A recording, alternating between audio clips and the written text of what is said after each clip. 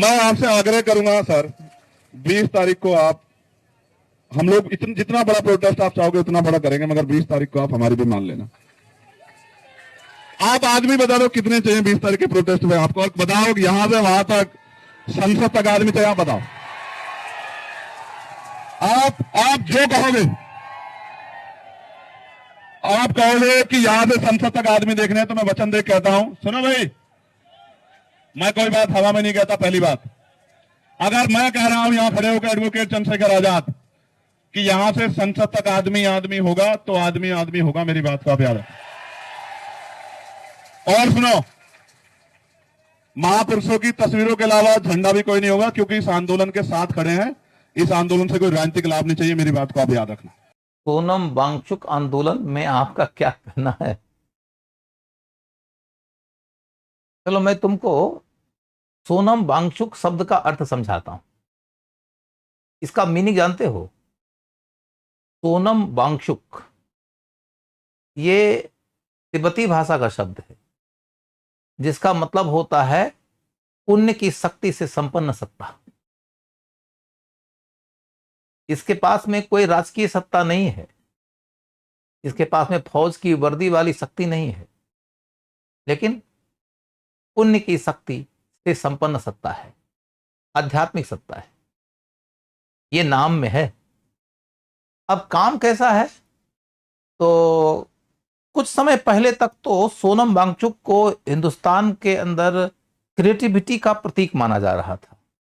खास तौर पे जो 3 इडियट फिल्म आई थी उसके बाद मानते थे कि ये जीनियस है, और एक ऐसा जीनियस जिसके अंदर एक तरफ तो क्रिएटिविटी है, इंटेलिजेंस है, प्रॉब्लम्स का सॉल्यूशन है, और दूसरी तरफ ऐसा जीनियस है जिसमें लोक मंगल का भाव है कि इसके पास जो है उससे वो लोगों का जीवन बदलने में यकीन रखता है। एक तीसरा पहलू उजागर हुआ पिछले दिनों, जबकि सोनम वांगचुक ने अपनी कुछ मांगों के साथ सरकार के साथ इंटरेक्ट करना शुरू किया, और सरकार जब इनकी मांगों के प्रति सकारात्मक नहीं रहती है, देन ही स्टार्टेड स्पीकिंग और doing against the government. He started raising his voice against the establishment. और उसके बाद से हिंदुस्तान में पूरा का पूरा वेदर ही चेंज हो गया।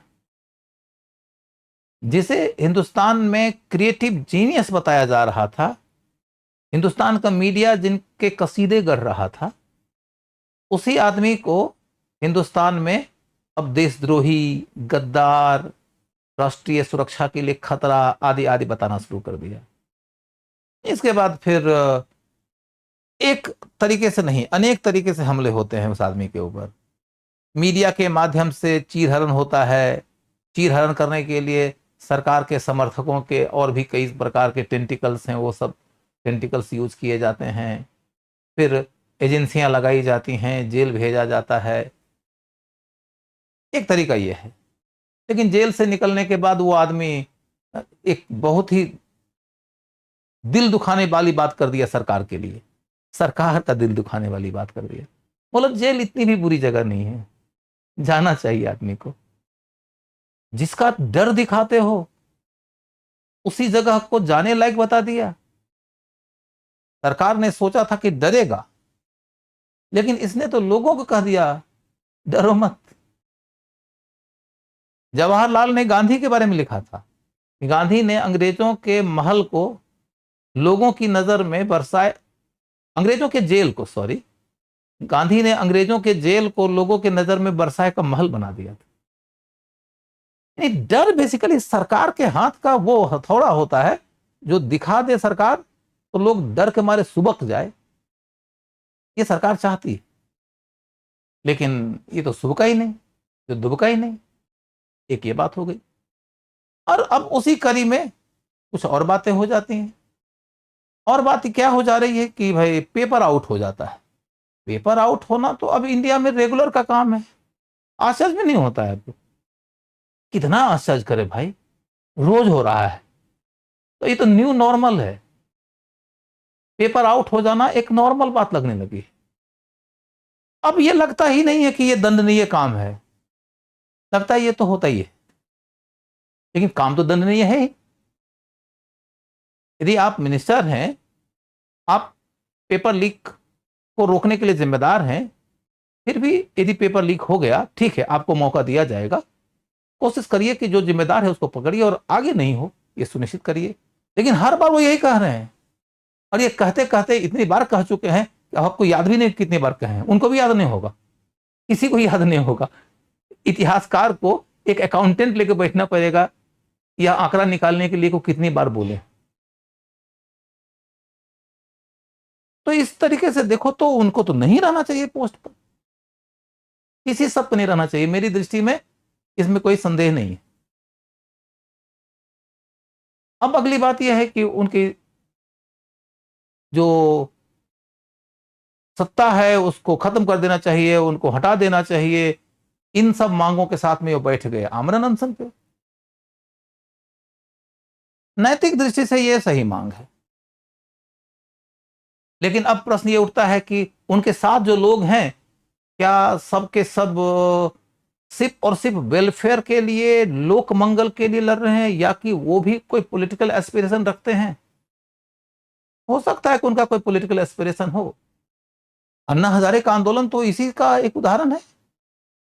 जब अन्ना हजारे का आंदोलन हुआ था तो I had always a sense कि दिस मैन इज फर्जी, ये आदमी फर्जी है। मुझे अन्ना के बारे में हमेशा लगता था, वो एक नारा गूंजता था ना कि अन्ना नहीं या आंधी है, देश का दूसरा गांधी है। भाई, गांधी होना सामान्य बात नहीं है।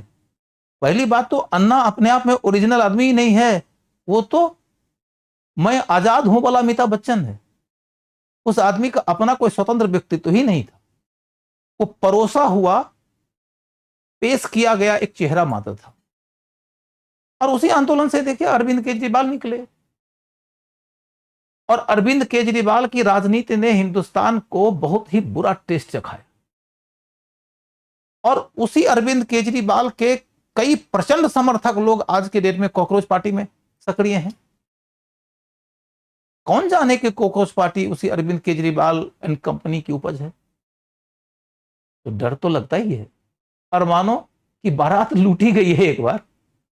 हिंदुस्तान के बहुत सारे अच्छे अच्छे लोग, पढ़े लिखे ज्ञानी विद्वान लोग, कुछ अच्छे की उम्मीद में बड़ी बड़ी नौकरियां छोड़कर आए थे, बड़े बड़े स्कॉलर्स इसके साथ जुड़े थे, सुप्रीम कोर्ट के बड़े बड़े लॉयर्स जुड़े थे, एकेडमिशियंस जुड़े थे, और सब लोगों के अरमान लूट लिए गए वन मैन शो के लिए, and that was the Kejriwal show. अब देखने लायक बात है कि सोनम वांगचुक के साथ जो लोग हैं, क्या उन सब लोगों को हम हिंदुस्तान में नई उम्मीद लेकर आने वाले के रूप में देखें, या कि इसको हम पॉलिटिकल कंस्पिरेसी के तौर पर देखें? मेरे पास में अभी कोई ऐसा मैकेनिज्म नहीं है जिसके बल पर मैं कंफर्म उसे कुछ कह सकूं। ऐसा दावा करना कि ये गलत ही है, मैं नहीं कर सकता। ये कि हर हाल में ये सही है, मैं नहीं कर सकता। लेकिन एक बात मैं पक्का कर सकता हूं, 20 दिन तक आमरण अनशन पे बैठ जाना बहुत बड़ी बात है, जान खतरे में है। सरकार को संवेदनशील होना चाहिए, बातचीत करना चाहिए। लेकिन दिक्कत यह है कि सरकार को लगता है कि हम बात करेंगे तो फिर हमारे खिलाफ कोई ना कोई यूं ही खड़ा होता रहेगा, एक के बाद एक लोग हमारे खिलाफ आमरण अनशन में बैठते रहेंगे। हमसे लड़ने का उपकरण हिंदुस्तान के लोगों को मिल जाएगा। सरकार चाहती ही नहीं कि उससे लड़ने का उपकरण लोगों को मिले। तो सरकार से लड़ने का उपकरण यदि लोगों के हाथ में आ गया तो फिर सरकार के पांव के नीचे की जमीन हो सकता है कि गर्म हो जाए। तो सरकार चाहती है कि वह सुप्रीमली पावरफुल बनी रहे, बियॉन्ड चैलेंज बनी रहे, इसलिए सरकार बातचीत नहीं कर रही है। और मुझे संवेदनशील नजरिया से बात कर लेना चाहिए सरकार को, ऐसी कोई उम्मीद भी नहीं है। मुझे नहीं लगता कि सरकार इस मुद्दे को संवेदनशील तरीके से देखेगी। सरकार जब भी देखेगी तो स्ट्रेटजिक तरीके से देखेगी, और सरकार की स्ट्रेटजी आज की डेट में यही है कि जितना हो सके इसे अवॉइड करो, और मीडिया वाले भी उसी अवॉइड करो के मार्ग पर चल रहे हैं। ये मीडिया के लोग तो हिंदुस्तान में ज्यादातर नॉट एवरीवन, ज्यादातर तो फिर उसी धुन में थिरकेंगे जिस धुन में थिरकने के लिए सरकार का आदेश आएगा। तो ऐसी स्थिति में इनके साथ में जनता का वो समर्थन नहीं दिख रहा। और हाँ, एक बात जरूर हम कह सकते हैं कि पिछले 3-4 दिनों में मैंने बहुत कई संख्या में, मतलब मैं संख्या नहीं बता पाऊंगा, लेकिन बहुत सारे लोगों का मैंने वीडियो का अपील वगैरह देखा है। एक बात मैंने कॉमनली देखा है कि सब के सब यही कह रहे हैं, यार कहां जान देने में उतुले हो, मर जाओगे, सरकार नहीं सुनेगी, तोड़ो आमरण अनशन। और मेरी अपनी समझ कहती है कि 1 से 2 दिन में यह आमरण अनशन टूट जाएगा, सरकार से बातचीत किए बिना टूटेगा। लेकिन सरकार के लिए भी मेरा यह मैसेज है कि दीवाल एक दिन में नहीं टूटता है। वो जो 100वां हथौड़ा है जिससे दीवाल टूटेगा, तो उस क्रम में यह याद रखना चाहिए कि एक अकेले उस 100वें हथौड़े ने दीवाल नहीं तोड़ा था, उसके पहले जो 99 हथौड़े लगे थे ना, दीवाल तोड़ने में उसका भी योगदान था। ये उन्हीं हथौड़ों में से एक है। सरकार दिल दहलाने वाला व्यवहार न करे। यदि सोनम वांगचुक जैसे व्यक्तियों की मृत्यु होने लगी और हिंदुस्तान के लोगों को यह लगने लगा कि अरे सरकार अति कर देती है, तो मोह भंग भी होता है। मोह की भी एक म्याद होती है। बरसों बरस तक कांग्रेस सरकार चली, मोह था, सिर्फ अच्छाई का परिणाम नहीं था।